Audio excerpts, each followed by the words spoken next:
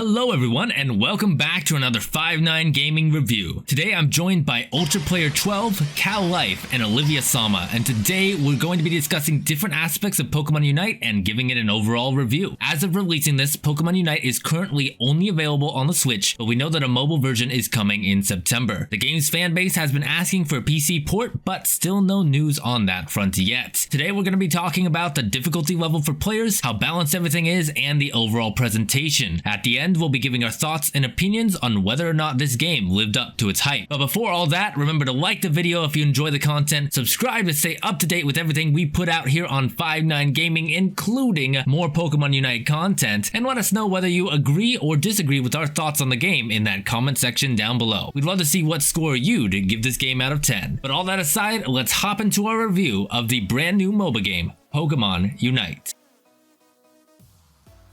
One question that people are constantly asking as they watch Unite skyrocket in popularity is, how hard is the game to learn? Unite being compared to something as huge and competitive as League of Legends can give off a very intimidating aura. With all new battle mechanics, changes to stats, moves, and items, and the new emphasis on teamwork rather than singular skill, even competitive Pokemon players join the casual players in wondering whether or not this game is actually worth learning and getting into. At first glance, it can seem like all the talk about laning, Pokemon classes, and paywalls can make it out to be a super complicated mess that you can't get into. The reality is you can learn the basics and even some of the expert tips and tricks within an hour of starting the game. The tutorials are very quick in guiding you through the controls and mechanics of the battle systems, and getting the feel for a character you want to try only takes a few battles. And if you're worried about disadvantages from not having competitive experience in official VGC, Smogon laddering, or Draft League formats, or if you haven't played casual Pokemon in a while and are worried that your rust will make it difficult to learn, fear not. The type matchup system is completely absent, and the complicated abilities, items, and moves have all been started anew in this game, thus allowing casual, veteran, and professional players to all start on an even playing field.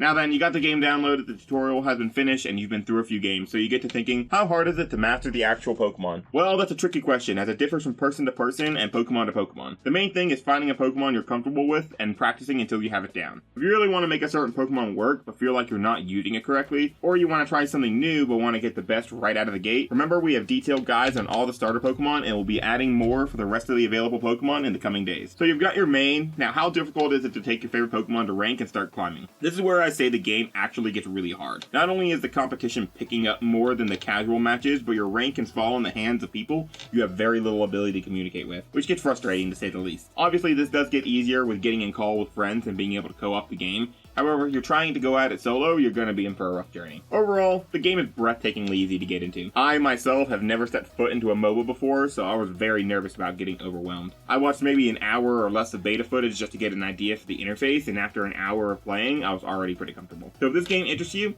give it a go. It's not that hard to dip your toe in to see how you'll like or dislike it.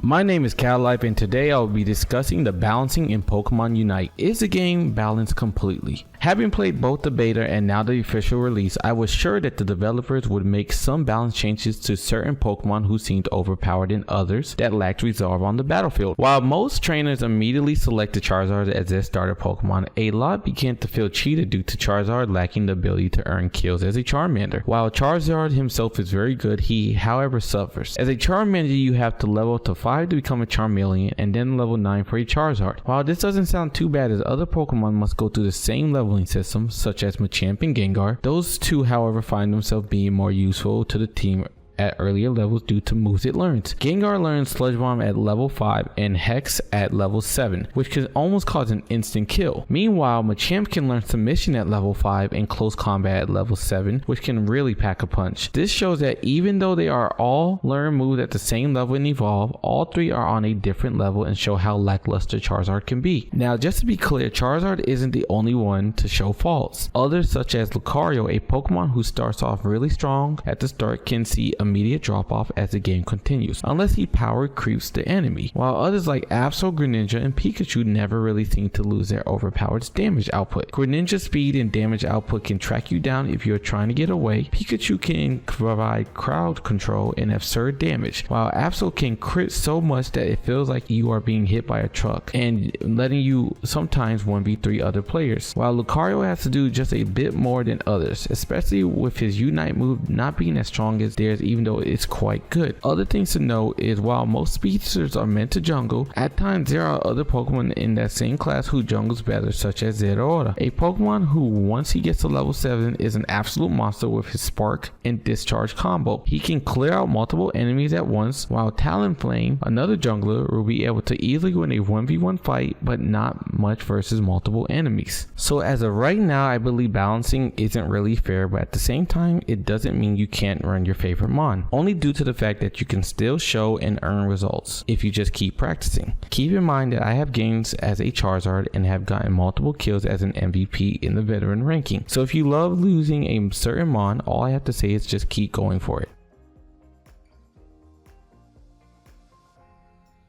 How is Pokemon Unite when it comes to presentation? Pokemon Unite honestly is a very mixed bag in terms of presentation, with the general gameplay at the very least being very aesthetically pleasing. Overall, I think that Unite has done a phenomenal job with things such as your trainer models or the Pokemon you would select, as well as having the general scenery for things such as the background of battles being very aesthetically pleasing. While you could probably make a case for the general graphics being upgraded a little bit from where they are now, the jump from any sort of main series Pokemon game is pretty noticeable. In terms of how the UI functions, I think it's pretty hit or miss. While everything is generally laid out really aesthetically pleasing, there's noticeable lag for several different aspects of it. This can be found, for example, if you put your Switch into sleep mode while still in Pokemon Unite and then try and reopen the game without having actually hard open the game again. You'll notice it takes about 45 to 90 seconds to even be able to move your cursor at all, which is a pretty big deal, especially when it takes less time to even just boot into the game from your home menu. So that in my opinion is definitely a big amount of points off. The other issue with the lag comes in the character selection screen, where you can actually notice a pretty big lag spike anytime you shift one character over. So imagine if you're shifting over 4 or 5 characters from wherever you start on, you're now going to spend about 10-15 seconds just on the character selection screen alone just to choose your character. And this is definitely a big hit, especially if you're trying in a new character and you need to import a new set. You're now spending half the time already having just gotten to the character you're choosing. This is a pretty big deal in my opinion. Speaking of issues with getting into matches, I've noticed that a lot of players have mentioned that they've had issues with having to reconnect to games, which while I personally feel that most of this is most likely due to the fact that it's opening week for the servers, I still do feel like this is again a pretty big deal because it does cut you out for at least about a minute of the game. While I personally have only had this issue 1 or 2 times in total in the whole week that I've been playing, I know that there are friends who have said this happens as often as 50-50 for them, so I do think it's a pretty huge deal as well. At the very least though, when you're in the game, as long as you're playing in docked mode, there are very little to no issues, and that at the very least will be taking up a majority of your Unite experience, considering each match is 10 minutes, and you're most likely only going to be spending a couple minutes in between matches doing any other aspect of the game. So at the very least, that is a pretty big deal that you're not having a lot of issues during any of the matches. At most, I've maybe had a portion or 2 of games for a couple seconds drop frames at all. So I think at the very least, that's a big plus for Unite.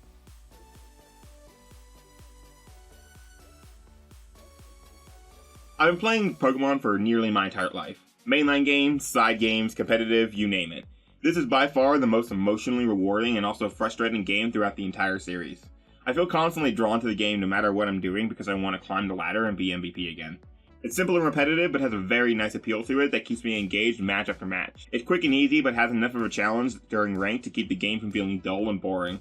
That being said, the game is not without its faults. Between overpowered characters, ranked matches seeming one-sided if you get even one bad teammate, and limited maps, there's a lot to still be desired. The communication abilities between teammates is also lacking, as is getting some to cooperate, creating a stressful game. However, the silver lining is that the game is ongoing and is going to continue to release more Pokemon maps, updates, and fixes, thus giving me more hope for the future of this game. Overall, the game is far from perfect, but it seems like it's going to be an uphill journey as new patches and content come out in the future. At the current state of the game, I give it a 7 out of 10, and ideally we'll be able to raise that score in the coming months. Who's that Pokemon is a phrase that we all know so well in today's world. Pokemon has been around since the late 90s, but has expanded into so much since it came to Nintendo on a Game Boy as a Pokemon Red, Blue, and Green version. While years have passed by, Pokemon has taken to tackle multiple different genres of the video game world, and its latest game has taken the world by storm. While Pokemon Unite can start off as an easy to play game, it can quickly turn into a difficult to master, as now you have to understand when to make certain moves that can affect the tide of battle. Do you defend or do you push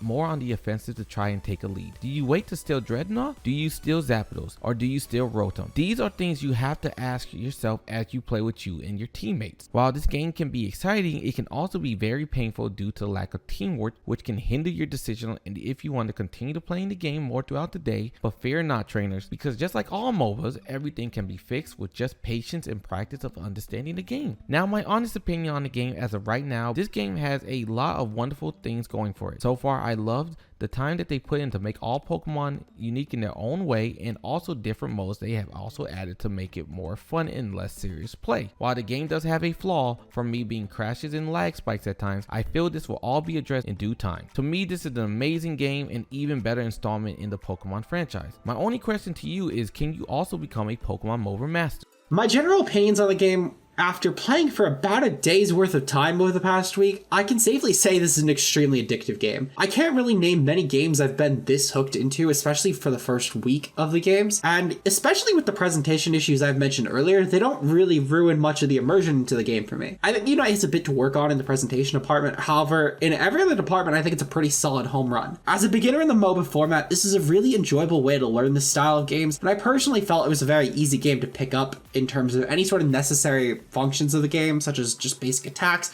or just team format of how I'm supposed to actually play the game. I think the experience of the game goes up tenfold if you're playing with friends personally, because then you don't have to deal with issues such as lackluster team composition and solo queues, as well as also the fact that you're just able to chat with friends and it just makes the whole experience a lot more fun. So if you haven't already tried it with friends, I do highly recommend that. I think it makes the game go up exponentially. Overall, I'd probably give the game a solid 8 out of 10. I think that especially the fact of how addictive it is, I've spent several nights where I've lost hours of sleep playing this game, and I think that should just go to show how much I recommend playing this game if you haven't already.